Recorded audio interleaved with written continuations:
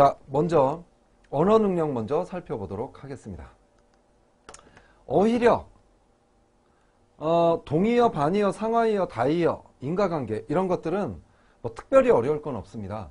우리가 평상시에 쓰는 말들이고, 그 다음에 CJ그룹 같은 경우는 이런 어휘력을 통해서 상식 문제를 출제하기도 합니다. 근데 금호아시아나그룹은 아직까지는 그런 문제가 발견되지 않고 있습니다. 그래서 평상시에 사용하는 단어를 잘 떠올리면서 문제를 좀 많이 풀어보시면 되겠습니다. 그 다음에 두 번째, 나이, 단위, 호칭, 절기 이걸 살펴보시면 저거는 은행권에서 많이 출제되는 분야인데 이렇게 생각을 하실 텐데 그렇습니다. 맞습니다. 근데 금호아시아나그룹은 출제가 됩니다. 이게 외워야 할 게 상당히 많죠. 시간이 좀 오래 걸릴 겁니다. 그래도 고득점을 맞기 위해서는 외워야 되겠죠. 부탁드리겠습니다. 접속어 수로는 일종의 독해 문제인데 여러분들의 어떤 논리력이나 사고력 정도면, 논리적 사고력 정도면 다 충분히 풀 수 있는 문제들입니다. 문제 많이 풀어보도록 합시다. 다음은 또 관용적 표현이 있죠. 근데 뭐 관용어, 속담, 한자, 한자성어. 근데 속담, 한자, 한자성어가 또 외울 게 방대하죠. 속담 같은 경우는 평상시에 그래도 많이 듣고 쓰고 했던 걸 텐데 요즘 세대들이 한자나 한자성어에 굉장히 약하죠. 그래서 이것도 시간이 좀 많이 드는 그런 분야가 아닐까 이렇게 생각이 듭니다. 특히 한자, 금호아시아나그룹은 오래전부터 이미 20년 전부터 한자 시험을 채용 시험이라든가 또 진급 시험에 가산점을 부여하는 이런 제도를 지금 운영 중입니다. 금호아시아나그룹의 2대 회장님이신, 지금은 돌아가셨지만 박성영 전 회장님께서 중국에 본격적으로 진출한 1세대십니다. 지금 중국 시장 상당히 중요해졌죠. 그러면서 직원들이 중국어는 모르더라도 한자는 알아야 된다라고 강조하시면서 이 한자 시험 출제가 계속해서 이어지고 있습니다. 그래서 신경을 좀 쓰셔야 될 것 같고 2급 정도 수준으로 공부를 좀 해주셨으면 좋겠습니다. 다음 논리력, 논리구정, 논리적 이해, 논리구조, 논리적 이해, 독해라고 볼 수가 있죠. 근데 이 논리력 문제는 시간만 충분하면 우리가 충분히 풀 수 있는데 문제는 시간이 부족하다. 이게 항상 문제죠. 그래서 사설을 평상시에 좀 읽는 훈련을 하셨으면 좋겠습니다. 근데 사설을 읽는 것도 중요하긴 하지만 매일매일 시간을 단축시키는, 그러면서 이해를 빨리빨리 하는 훈련이 필요합니다. 자, 그러면 문제 유형을 한번 살펴보도록 할까요? 이런 것들이죠. 동의어나 유의어를 찾아라. 사실 이런 거는 난이도가 낮은 겁니다. 그 관계를 보고 같은 관계에 있는 걸 찾아라. 그런 것들은 좀 더 신경을 써야 되는데 이런 건 금방 찾죠. 연유 뭘까요? 까닭이죠. 우리가 뭐뭐한 연유에 뭐뭐한 까닭에 이런 것들을 많이 씁니다. 나머지 선정, 경과, 수습은 이것도 마찬가지로 일상적으로 쓰이는 단어이기 때문에 특별한 설명 없이 넘어가도록 하겠습니다. 그 다음에 이런 문제도 많이 출제가 되죠. 여기 보시면 다시라는 부사죠. 이 다시라는 부사는 사전을 찾아보시면 5가지의 의미를 가지고 있습니다. 다이어죠. 근데 이게 그 5가지 의미를 모른다고 하더라도 문장을 읽어보면 우리는 충분히 찾아낼 수가 있습니다. 봄이 오니, 여기서 핵심어는 봄이죠. 봄은 그냥 한 번 가면 끝인가요? 예전에는 없었나요? 그냥 한 번으로 끝나는 게 아니죠. 예전에 봄이 있었는데 다시 지금 봄이 왔고 다시 또 봄으로 가는 거죠. 이전 상태로 돌아가는 거죠. 그거에 해당되는 건 뭐가 있을까요? 1번이죠. 다시 건강이 좋아져야지. 이 얘기는 이전에 어땠다는 얘기죠? 건강이 좋았는데 건강이 지금 안 좋아졌으니까 다시 이전 상태로, 건강이 좋아진 상태로 돌아가야지. 이런 내용이죠. 그래서 1번 충분히 찾아내실 수 있을 겁니다. 나머지 2, 3, 4번은 사전을 한번 찾아보세요. 그래서 직접 좀 익혀보시기 바라겠습니다. 다음 보겠습니다. 이제 직무상식 능력입니다. 금호 아시아나그룹의 직무상식 능력은 거의 삼성의 사트 수준으로 이렇게 나옵니다. 정치법률, 경제경영, 스포츠 보건, 한국사, 예절, 영어. 뭐 영어야 준비가 많이 되지만 예절도 특이하죠. 예절은 평상시 여러분들이 예의를 잘 지키면서 상대방을 배려하면서 살았다 그러면 뭐 특별한 공부가 필요 없습니다. 그래도 기출문제는 많이 보셔야 되겠죠.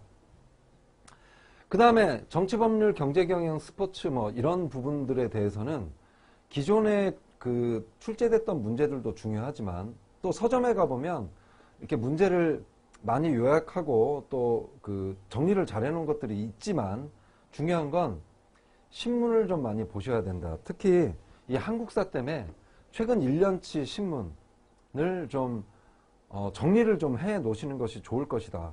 그래서 양이 방대하기 때문에 그 혼자서 공부하지 마라라고 말씀드리겠습니다. 언어 수리, 추리, 뭐 한자 이런 것들은 여러분들 혼자 하셔도 됩니다. 과거의 기억을 되살려 가면서. 근데 한국사라든가 이런 상식 부분은 혼자서 하기는 벅찰 겁니다. 너무나 방대하기 때문에. 특히 한국사 중요해졌죠. 우리나라 지금 현재 기업의 오너분들께서 우리 회사의 신입사원이라면 역사인식이 뚜렷해야 된다. 특히 한국사에 대해서 잘 알아야 된다. 이렇게 강조하고 계십니다. 그래서 한국사 점수가 가산점이 많이 주어지기도 하죠. 그런데 한국사 공부할 때 조심하셔야 될 게 국정교과서로 준비하시면 약간 좀 어려우실 겁니다. 왜냐하면 교과서는 정치사 위주입니다. 근데 여러분들이 지원하는 곳은 지금 기업입니다. 기업은 정치보다는 경제 쪽에 훨씬 더 민감하고 관심을 갖는 곳이고, 그렇기 때문에 정치적으로 너무 성향이 강하거나 관심이 너무 많은 사람들을 기업에서는 그렇게 좋아하지 않습니다. 선호하지 않습니다. 그러니까 출제하시는 분들 얘기를 들어보면 경제신문 뭐 이런 걸 중심으로 해서 최근 1년 이내에 있었던 것들이 눈에 띄면 주로 그걸 많이 출제를 한다고 합니다. 그러니까 참고하시고, 또 하나 한국사 공부할 때 만약에 지금부터 준비를 하신다 그러면 예전부터 오랫동안 준비하신 분에 비해서 시간이 부족하고 마음도 조급하고 촉박하겠죠.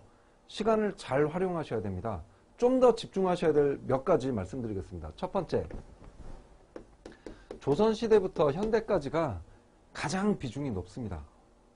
그 다음에 두 번째, 역사적으로 몇 주년 중에서 뒤에 0으로 끝나는 이렇게 X, 뭐 몇 주년 이렇게 끝나는 10주년, 100주년, 200주년, 150주년 이렇게 끝나는 역사적 사건들이 출제자의 입장에서는 문제 내기가 굉장히 좋을 것이고 신문기사에도 많이 실리겠죠.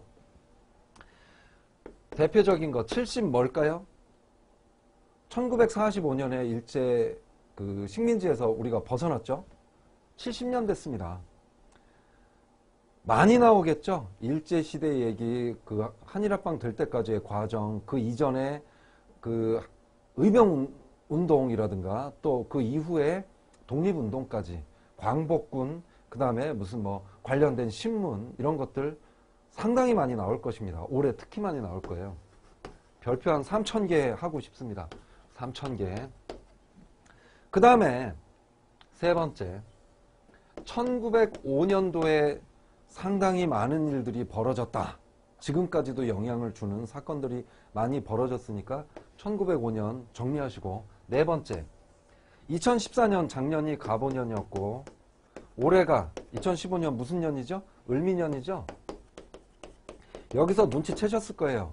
갑오년, 을미년, 갑오, 을미 관련돼서 뭐 무슨 개혁, 사변, 뭐 의병 뭐 이런 것들 많이 벌어졌습니다. 정리하시고, 그 다음에 1915년에 일어났던 사건들도 정리하셨으면 좋겠습니다. 그 다음에 또 한 가지,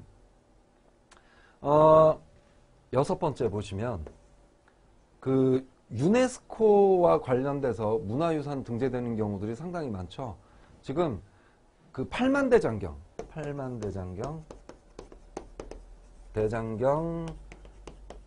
20주년 됐습니다. 기억해 두시고 의미 있는 숫자죠. 자, 또 하나 한 가지 더 말씀드린다 그러면 통일신라, 당시 발해, 중국의 당나라 이런 것들 정리하시고 중요하죠. 의미 있죠. 통일. 그 다음에 또 하나 한 가지만 더 말씀드린다면 공민왕. 아주 훌륭하신 왕이죠. 당시에 원나라 그러니까 몽고족의 지배를 받고 있었죠. 근데 공민왕 때에 이르러서 고려시대에 친원 세력들을 다 축출해버렸죠. 그래서 중요한 왕입니다. 이런 식으로 정리를 좀 해 나가셨으면 좋겠습니다. 넘어가도록 하겠습니다. 자, 다음 보겠습니다. 그러면 이제 문제인데 다음 중 야경국가에서 복지국가로 변화하게 된 가장 큰 이유, 특히 여기 지금 복지국가 상당히 중요한 이슈죠. 여러분들은 선택적 복지, 보편적 복지에 대해서 이미 정리가 되어 있길 바라겠습니다. 토론 면접 단골 주제이기도 하고 그 다음에 일반 면접에서도 시사적인 그 지식을 묻는 질문들이 많이 주어지죠. 나올 가능성이 상당히 높습니다. 이것도 별 3000개에 제가 말씀을 드리겠고, 야경국가에서 복지국가, 야경국가 뭐 그 N사이트에 친절하게 나와 있으니까 다 찾아보세요. 근데 복지국가를 변화하게 된 건 뭐냐면 1929년 세계 대공황이 있었죠. 그리고 그때 나치즘 이런 것들이 발생을 하면서 사람들이 엄청난 빈곤이라든가 실업 이런 문제 등에 처하게 됐습니다. 바로 뭐 이런 어려움 때문에 발생하게 된 게 복지국가입니다. 자, 참고하시고, 자, 다음 문제 한번 보겠습니다. 다음 중 선거에서 후보들이 내놓은 공약의 실현 가능성을 따져보고 당선 후 공약을 지켜나도록 한다는 의미를 담은 참공약 시민운동 뭘까요? 매니페스토죠. 이 세 가지도 중요한 개념이기 때문에 직접 한번 찾아보셨으면 좋겠습니다. 그리고 여러분들한테 아마 그 인크루트에서 PDF 파일을 아마 드릴 텐데 거기에 보면 제가 의미를 정확하게 자세하게 좀 써놨습니다. 참고하시고, 다음 보겠습니다. 다음은 한자 시험입니다. 한자 시험에서 부수 문제를 한번 사례로 보여드리겠습니다. 부수, 야자죠. 야. 부수 1번입니다. 아들자 밭전 흑토. 어려울 건 없을 겁니다. 근데 부수 문제가 많이 출제가 되는데 많이 헷갈려하죠. 많이 문제를 좀 풀어보셨으면 좋겠습니다. 다음은 상황 판단 능력입니다. 상황 판단 능력은 준비하기가 어려우실 겁니다. 직접 그 조직 내에서 경험해 보지 않으신 분들은 더 어려우시겠죠. 게다가 서점에 나와 있는 교재들은 정답이나 해설이 전혀 없습니다. 아예 없죠. 그래서 어려우실 텐데 몇 가지 상황 판단 능력을 그 풀기 위해서 아셔야 되는 몇 가지를 좀 팁으로 드리도록 하겠습니다. 상황 판단 능력은 언제든지 실용, 정서, 사회 지능을 평가를 합니다. 이런 것들이, 이런 지능이 떨어지면 여러분들은 직장 생활하기가 굉장히 어려우실 겁니다. 일단 상황 판단 능력은 딜레마 상황을 다뤄요. 정말 판단하기 어렵습니다. 그리고 이런 걸 경험해 본 적도 없을 거예요. 근데 이 딜레마 상황이 항상 뭐냐면 회사, 상사, 동료, 그 다음에 갑, 협력사들이죠. 관계회사. 그 다음에 이제 나 자신, 나 개인, 뭐 가족이라든가 뭐 아버지, 회갑 이럴 때 야근이 있고 이럴 때 어떡하냐 이런 문제들 많이 출제가 되죠. 근데 어쨌든 판단을 하는 기준은 뭐냐면 첫 번째가 항상 회사입니다. 출근해 있는 상황에서는 회사의 지시를 먼저 따릅니다. 근데 기꺼이 주어지면 기꺼이 따른다. 두 번째, 감정은 절대로 내세우지 않습니다. 상사와 나랑 성향이 맞지 않다든가 뭐 이러면 감정적으로 처리를 하지 않습니다. 그리고 또 우리는 신입사원이기 때문에 되도록이면 판단하지 않습니다. 그냥 저분이 주시는 것이 합당하다, 타당하다, 지시사항은 무조건 따른다. 그런 걸 가지고 계셨으면 좋겠고요. 세 번째, 이런 얘기들이 많을 거예요. 상사가 뭔가를 야근을 지시했는데 나는 지금 아버지 회갑을 가야 된다. 그러면 우선순위는 상사가 지시한 걸 내가 빨리 끝내놓든가, 아니면 회갑잔치를 갔다 와서 내가 처리를 하든가, 아니면 동료한테 부탁을 하든가. 그래서 동료 간의 관계도 상당히 중요합니다. 그 다음에 상사와 갑 있습니다. 거래처에서 나보고 보자고 하는데 나가려고 그러는데 상사가 야근을 하라고 합니다. 근데 늦겠어요, 상사가 하는 일. 둘 다 살려야 됩니다. 마찬가지로 동료한테 부탁을 하든지, 아니면 갑을 먼저 만나고 와서 늦게라도 다시 회사에 돌아와서 완료시키든지. 둘 다 중요하죠. 그 다음에 동료와의 관계. 동료와의 관계 문제가 나오면 꼭 이런 게 나올 거예요. 상사에게 가서 보고를 한다. 동료와의 관계 가지고 상사분들한테 우리가 보고를 하고 그럽니까? 그분들 바빠 죽겠는데. 그분들은 그런 쪽에 신경을 쓰시면 안 돼요. 그래서 동료와의 관계는 그냥 우리가 그 자리에서 적극적으로 바로바로 풀어버리는 그런 상황이 됐으면 좋겠습니다. 스트레스도 받으시면 안 됩니다.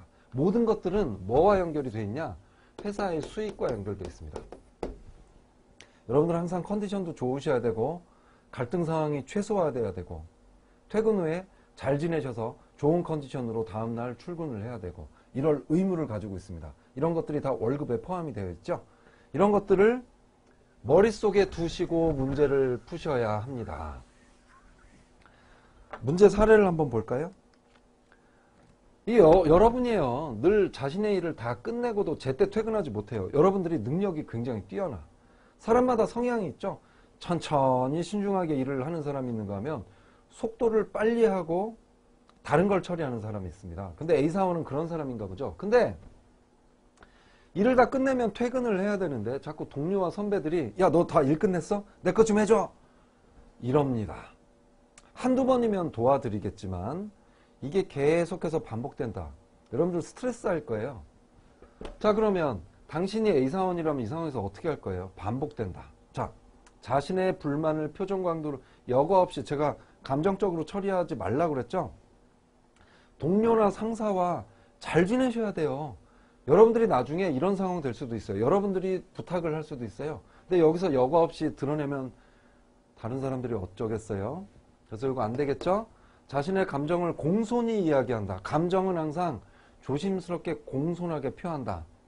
이런 거 괜찮습니다. 어차피 정시 퇴근이 어렵기 때문에 자신의 일을 천천히 진행한다. 자, 회사 입장에서 이런 직원 예쁠까요? 안 예쁠까요? 회사에는 도움되는 것이 아니죠. 그 다음에 직급이 높은 선배에게 이 사실을 말한다. 이런 거 본인이 얼마든지 해소할 수 있을 텐데 이 사실을 말하는 거 자꾸 위에 사람한테 가지 마세요. 그 당사자인 사수 이런 분들과 해결을 하도록 합시다. 해결도 감정적으로 하지 말고 항상 공손히 이야기한다. 그래서 여기서 굳이 하나를 고른다 그러면 2번을 고르셨으면 좋겠습니다. 자, 여기까지 모든 문제를 한번 풀어봤습니다. 자, 어떠셨습니까? 생각보다 그렇게 어려운 문제는 없죠? 직무적성검사 고득점 비결은 시간을 많이 들이는 사람이 높은 점수를 받는다. 이 점만 명심하셨으면 좋겠습니다. 마치도록 하겠습니다. 수고하셨습니다.